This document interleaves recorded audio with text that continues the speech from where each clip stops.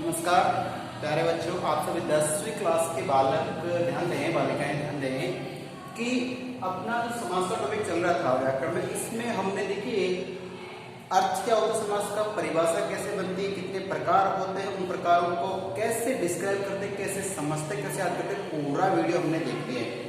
अब सबसे पहले मैंने कहा था पदों की प्रधानता के आधार पर जो समास है वो 4 प्रकार के हैं। उन 4 की बात करें तो पहला ही पद जो है, जिसमें पहला पद मैंने उस टाइम बताया था, फिर बता रहा हूं कि जिस समास में पहला पद या प्रथम पद प्रधान होता है वो अव्ययी भाव समास होता है। और ये अव्यय क्या होता है, ये अविकारी शब्द क्या होते हैं, उनके बारे में बता चुका था। नहीं याद है तो फिर सुन लीजिए।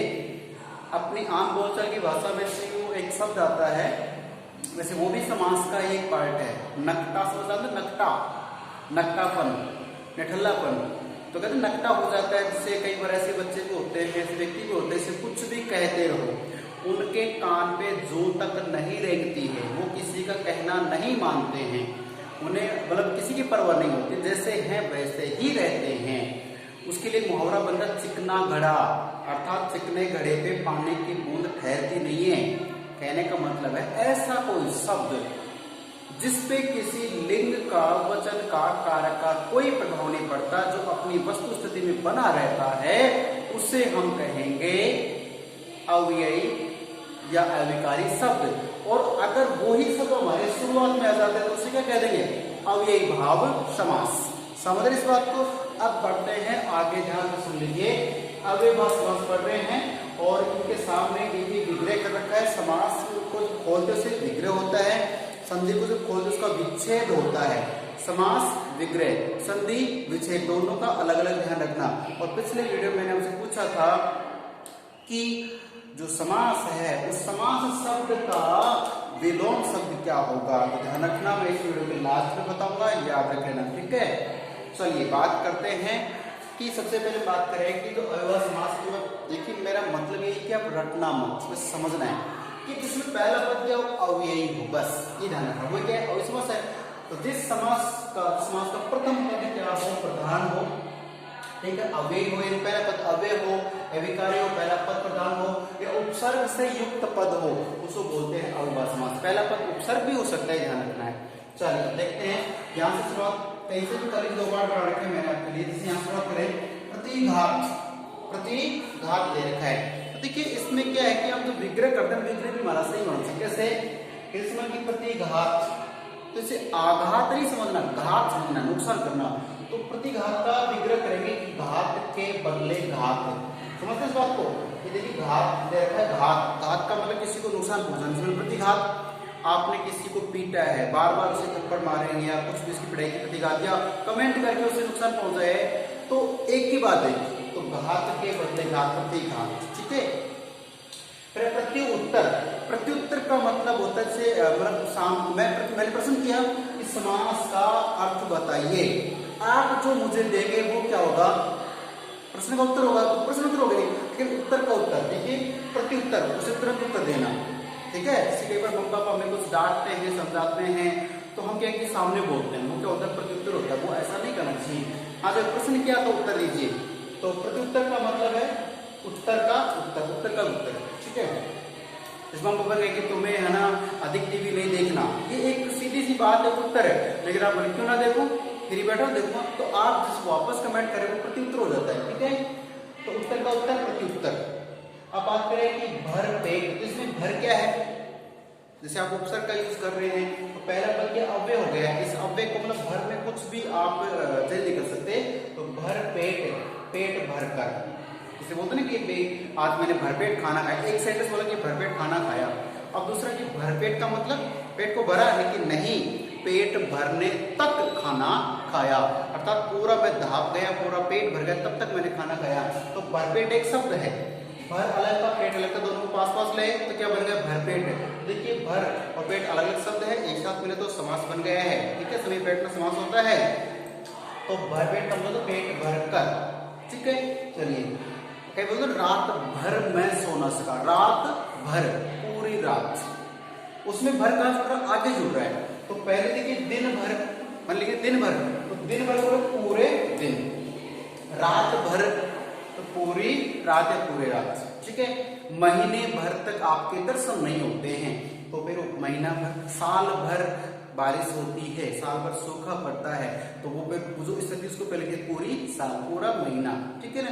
चलिए तो अब बात करते हैं जैसे बेदाग। अब बे, ये दोनों क्या उपसर्ग हैं, जानते हैं इस बात को, बेअकल, बेसमझ, या फिर जैसे बेगुनाह है, बेदाग है, बेवफा है, कई शब्द से बना सकते हैं। तो बेदाग, तो बेदाग का मतलब बिना दाग के, और बेवजह बिना वजह के, ठीक है। जैसे तो इस तरह से ये क्या, निर्विकार, बिना विकार के। तो ये जो पहले सब लगते सब क्या है, अव्यय है, उपसर्ग है, इनसे सब बनते हैं, इस प्रकार से बनता है। तो ऐसे उदाहरण देखते ही आपके दिमाग में आना चाहिए कि पहला पद है, इससे आप कुछ भी करें ये चेंज नहीं होता है, इसका मतलब है कि ये है अव्ययभाव समास के उदाहरण। आपको ऐसे देंगे, पूछेंगे इसमें कौन सा समास है, ठीक है। चलिए अब आगे बढ़ते हैं। तो इसमें देखिए थोड़ा सा और मैंने चेंज किया आपके लिए कि आजन्म, इसको अगर मैं आजीवन लिख दूं तो अलग रहेगा। तो आजन्म का मतलब आ क्या है, उपसर्ग कर रहे हैं, जिससे किसमें अव्यय, ये तो ना आ में कोई बदलाव होता ही नहीं है, अव्यय हो गया। तो आजन्म, जन्म तक। तो जन्म तक को समझने के लिए मैंने लिखा कि जन्म से। तो आपसे पूछ ले कि आप राजस्थान में कब से रह रहे हैं, भारत में कब से निवास कर रहे हैं, तो आप कहेंगे कि मैं तो आजन्म, अर्थात मैं जन्म से यहाँ रह रहा हूँ, जब से मेरा जन्म, जिस जन्म राजस्थान में, तो जन्म से लेकर अब तक आप यहाँ पे निवास कर रहे हैं। तो ये इस तरह से होता है। आमरण, मरण तक, ये तो इसका वास्तविक अर्थ होगा। आमरण को अगर विच्छेद करना है, सॉरी इसका विग्रह करना पड़े, क्या बनेगा, आमरण, मरने तक। तो इसमें जो आ शब्द है इसका मतलब क्या है, तक, समझ इस बात को। अब बात करें आमरण, तो मरने तक, इसे हम मान सकते, लेकिन मरण तक इसको लिखना पड़ता है। आगे यथागति, तो यथा शब्द का मतलब होता है के अनुसार, क्या होता है, के अनुसार। तो देखो यथा को ले लिया के अनुसार, और गति का गति ले लिया, समझ इस बात को। यथा गति, गति के अनुसार, यथा शक्ति, शक्ति के अनुसार, यथोचित हो जाता है, यथा प्लस उचित को मिलाए तो है, तो क्या, जैसे मैं लिख दिया जैसे यथोचित, ठीक है ना। तो इसका मतलब होगा जैसा उचित हो।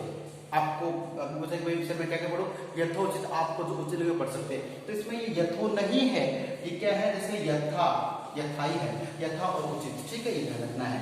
तो यथोचित हो या यथा योग्य हो, ठीक है। चलिए इसमें देखिए यथा गति है तो गति के अनुसार, यथा शक्ति, शक्ति के अनुसार। फिर यथार्थ, यथार्थ में देखिए क्या है, सबको अपन विग्रह करते तो जैसा अर्थ है वैसा। यथार्थ का मतलब तो वास्तविक, सच्चा, ठीक है। तो जैसा यथार्थ, जैसा अर्थ वैसा ही। अब इसको अगर बदलते हैं, इसके अनुसार ही बदलते, क्या होता है, यथा अर्थ, अर्थ के अनुसार। तो अर्थ के अनुसार यथार्थ, ये ध्यान रखना, बहुत इंपॉर्टेंट सेंटेंस है आपके लिए। जितने भी एग्जाम्पल है बहुत महत्वपूर्ण है, आपके पीछे दृष्टि से इसे याद करना है, ठीक है।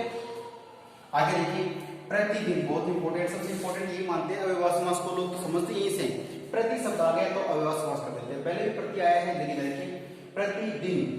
अब इसमें एक समस्या आपके सामने, वो समस्या क्लियर कर लेना कि प्रतिदिन का जो आप विग्रह करें क्या बनेगा, हर दिन। प्रतिदिन मैं स्कूल आता हूँ, आप भी कह सकते हैं प्रतिदिन हम वीडियो देखते हैं, तो प्रतिदिन का विग्रह क्या होगा, हर दिन, यानी रोजाना। अब रोजाना शब्द लगा, लेकिन हर में क्या है, उपसर्ग लगा हुआ है, कभी लगा हुआ है। तो हर दिन को अपन अगर और अधिक रूप से खोल के देखते हैं तो दिन, दिन। अब अगर कोई एग्जांपल्स के लिए पूछ ले कि दिन, दिन, तो मैंने थोड़ी देर पहले आपको पिछले वीडियो में बताया था कि जैसे मैंने कह दिया कि माता, और ये मैंने पिता, ये लिखा मैंने, माता पिता। अब आप देखेंगे कि भाई माता पिता के बीच में भी ये हाइपर बोलते इसको लागू चिन्ह होता है ये, और यहाँ पर भी देखिए डैश आपके हिसाब से ये है ना, ये ऊपर वाली बिंदी नहीं है, तो ऐसे बोर्ड में स्टूडेंट है, ये लग रहे हैं। तो अगर यहाँ तो मैं कहता कि इसमें द्वंद्व समास है, द्वंद्व समास है। क्यों? क्योंकि इसमें दोनों पद प्रधान है। माता एक स्त्री है, हमारी जन्म देने वाली माँ है, तो उसे माता कहते हैं। पिता हमारे पिता है, उन्होंने जन्म दिया है।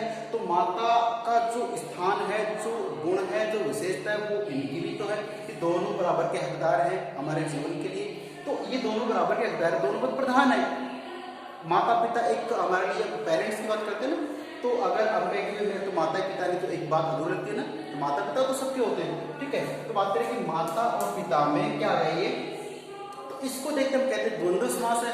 लेकिन यहाँ पे अगर आप द्वंद्व समास बोलती है गलत हो जाएगा। कैसे, इसको समझाने के लिए दिन दिन, कई बार घर वाले बोलते हैं हमारे को भी कि दिन दिन तू बेरोजगार होता जा रहा है, दिन दिन तू कमजोर होता जा रहा है, दिन दिन तू मोटा हो रहा है, दिन दिन तू पतला हो रहा है। तो दिन दिन मैं तेरी पल पल की खबर रखता हूँ, मम्मी ने कह दिया, पापा ने कह दिया, मैं तेरी प्रत्येक क्षण की, क्षण क्षण के प्रति क्षण, आगे प्रति क्षण, क्षण क्षण में तेरे एक मिनट की खबर रखता हूँ। कई बार अपन घर वालों को जैसे भाई झूठ बोलते हैं ना, पापा कहते क्या करता है तो दिन भर, क्योंकि मैं पापा पढ़ता रहता हूँ, नहीं मैं सब ध्यान रखता हूँ, मैं तेरी पल पल की खबर रखता हूँ, मैं तेरी हर दिन खबर रखता हूँ। तो ये सारे जो हमारे बोलचाल के शब्द वही इसमें काम आ रहे, तो आप समझ जाएंगे। तो प्रतिदिन, दिन दिन, हर दिन कहो, दिन दिन हो सकता है, लेकिन यहाँ पे आपको द्वंद्व समास नहीं करना है। जब दोनों सेम हो तब आपको क्या करना है, इसमें अव्ययभाव समास करना है। कि ये नहीं देंगे आपको, तो मैंने समझाने के लिए दिया है। लेकिन जब आप कभी जैसे 12वीं के बाद कॉलेज करते हैं, कॉम्पिटिशन एग्जाम की तैयारी करते हैं, वहां पे समस्या है, तब इसको आप क्या करें। अच्छा, मैं आपको एक चीज और बताना चाहता हूँ कि अगर इसमें आपको अलंकार पूछ लेता है, क्या पूछ लेता है, अलंकार। अब आप 10वीं क्लास के बालक है, आपके पते में तो फिर भी चलते हैं अलंकार। अब अलंकार में ध्यान रखना कि जब दोनों पद क्या हो, एक जैसे दिखते हो, तो और दोनों का अर्थ भी एक जैसा हो, तब क्या होता है वहां पे हम लेते हैं पुनरुक्ति, पुनर् दोबारा से उक्ति। पहले इसको बोला दिन, फिर इसको बोला दिन, तो पुनर् दोबारा से, पुनर्जन्म, समझते हैं इस तरह से, दोबारा जन्म, तो दिन दिन। तो ये पुनरुक्ति प्रकाश अलंकार है। कौन सा प्रकाश, पुनरुक्ति प्रकाश अलंकार हो जाता है। तो आपको अपने पद व्याख्या में कहीं भी अगर दो शब्द समान मिलते हैं, दोनों का अर्थ भी एक जैसा होना चाहिए, तब क्या होगा, पुनरुक्ति प्रकाश अलंकार हो सकता है। इसमें समास पूछे तो आप अव्ययभाव बोलोगे, ध्यान रखना है, ठीक है। प्रतिमा है, हर माह है। प्रतिमा क्या आता हमारे लिए, प्रतिमा हमारे घर पे बिजली का बिल आता है, पानी का बिल आता है, या फिर अपन जो महीने के राशन का बिल भी हो सकता है, किसी को ऑनलाइन ऑर्डर हो किस तरह से भी, तो वो हर महीने आता है, हर महीने निरंतर चलता रहता है। बोलते हैं प्रतिमा बिजली का बिल आता है, प्रतिमा बिजली के बिल का भुगतान करना पड़ता है, वो सारी बातें आप समझ सकते हैं। तो प्रतिमा हर माह है, माह है, ठीक है। महीना, माह का क्या होता है, महीने से होता है। प्रतिक्षण, हर क्षण, एक एक मिनट, एक क्षण की बात करते हैं, क्षण क्षण, मिनट को अपन बोलते हैं क्षण, प्रति पल की बात करते हैं, पल कहो, क्षण कहो, ये आता है, ठीक है। लास्ट है प्रतिशत, हर सत्य, सत्य सत्य। कई बार होता है ना, तेरे को आपको सत सत नमन, सत सत प्रणाम, कोटि कोटि नमन, वो चीज अलग है, लेकिन सत सत्य में 100 की बात कर रहे हैं, 100 की बात करते हैं। प्रतिशत यानी हर सत्य, हर 100 पे होता है ना कि 100% बोलते हैं, है ना कि 101%, 100% बोलते हैं, वही बात है। सत सत्य 100 से होता है और 27 भी होता है, तो प्रत्येक सत्य की बात करते हैं यहाँ पे। चलिए, तो प्यारे छात्र छात्राओं, मेरा मतलब था कि अव्ययभाव समास में आपने पहले मैम के द्वारा पढ़ाई गई वीडियोस, नोट्स को देख लिया है, समझ गए होंगे, और रही सही कमी जो आपने वही धीरे पढ़ाई की होगी, तो उस हिसाब से अब आपके पास टेस्ट का भी एक शेड्यूल है, टेस्ट में भी आपको तैयारी करनी है। तो ये जो वीडियो आपके सामने है, इस वीडियो को, इस समास के टॉपिक को, अव्ययभाव समास से कोई समस्या नहीं रहनी चाहिए। कोई एग्जाम्पल ऐसा जो आपके पास हो, आपको भाई इसमें डाउट हो, तो आप पूछ सकते हैं, लेकिन इस समास से समझ कोई दिक्कत नहीं आनी चाहिए। आती है तो आप मुझे पूछ सकते हैं, समझ सकते हैं, ठीक है। तो इसके बाद आता हमारा तत्पुरुष, उसके लिए आपको कारक चिन्ह याद होना चाहिए। कर्ता ने कर्म को करण से, संप्रदान के लिए, आपादान से अलग होने के लिए, अधिकरण में पर, संबोधन है अरे, इस तरह से कारक चिन्ह होते हैं, तो उनको पढ़ लेना क्योंकि वो उसमें काम आने वाले हैं, ठीक है। तो फिर मिलते हैं अगले वीडियो में। नमस्कार, धन्यवाद।